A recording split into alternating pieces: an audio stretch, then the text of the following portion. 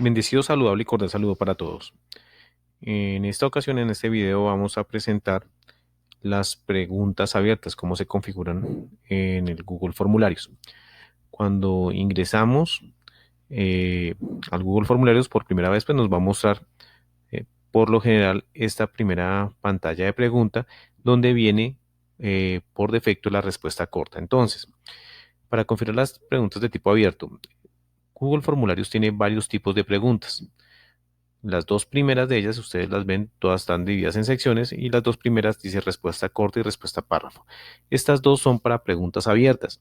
Preguntas abiertas significa que les damos la oportunidad al usuario, a la persona que está diligenciando la encuesta, que escriba una línea, un texto eh, por su propia decisión, lo que ellos quieran escribir. No lo estamos limitando a unas respuestas concretas.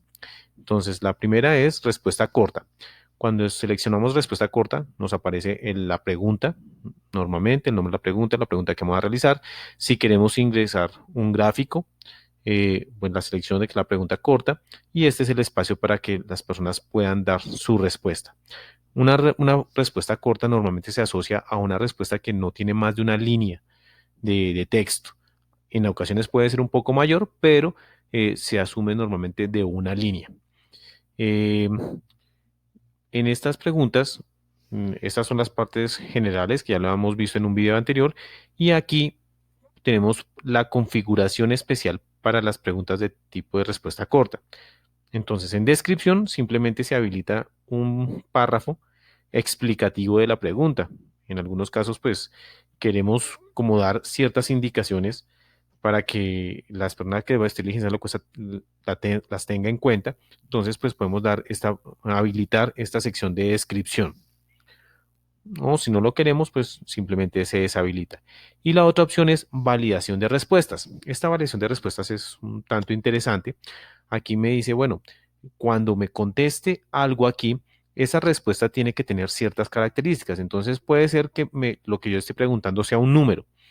Entonces puede ser un número, un texto, bueno, puedo poner una condición de longitud o una expresión regular.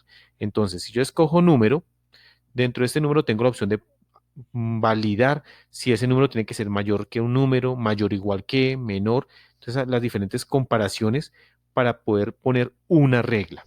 Entonces, vamos a poner, por ejemplo, mayor que.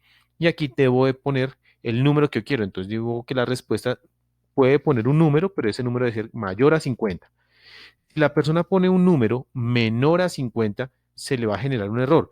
Y aquí vamos a escribir el texto que le debe presentar a la persona cuando genera ese error. Entonces, el número escrito es inferior a 50. Entonces, si la persona cuando está diligenciando el formulario comete ese error, este es el mensaje de error que le va a sacar y lo va a invitar a que lo diligencie de nuevo. Esto en cuanto a número.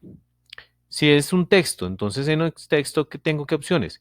Que contiene una palabra, es decir, la respuesta debe contener esa palabra, si no, no es válida, o no contiene una palabra, es decir, que si la contiene le va a mostrar un mensaje error y dice, no, esa palabra no puede estar. Debe ser una dirección de correo. Básicamente, cuando hablamos de una dirección de correo, lo que le haría es que tenga el arroba, que todos los correos deben tener un arroba, o puede ser una URL, es decir, es una dirección de una página en internet, y en este él va a verificar que se está escribiendo el HTTP, el protocolo, dos puntos, slash, slash, www, y el dominio de la página que se quiere ingresar. Entonces, él hace esa validación y si no cumple con esas reglas, sencillamente va a generar un error. Esos son las validaciones que hace. Entonces aquí los textos que debe contener y nuevamente el mensaje de error, en lo que yo quiero que le aparezca a la persona cuando escriba una respuesta que no cumple con esas condiciones. Esa es una respuesta corta. Ahora, si yo quiero una respuesta tipo párrafo, básicamente es lo mismo, con la diferencia que se prevé que la respuesta va a ser un poco más extensa. Puede inclusive tener no solamente varias líneas, sino varios párrafos. En la configuración de la pregunta, tenemos la parte de la descripción, que es lo mismo, el espacio que nos da para poner un texto que acompaña a la pregunta, y tenemos la validación de las respuestas. Solamente que miren que acá aparecen dos, que es longitud y expresión regular. En expresión, la longitud, pues es si hay un número máximo o un número mínimo de caracteres, y la expresión regular hace referencia a si debe tener alguna estructura especial el texto que se debe escribir.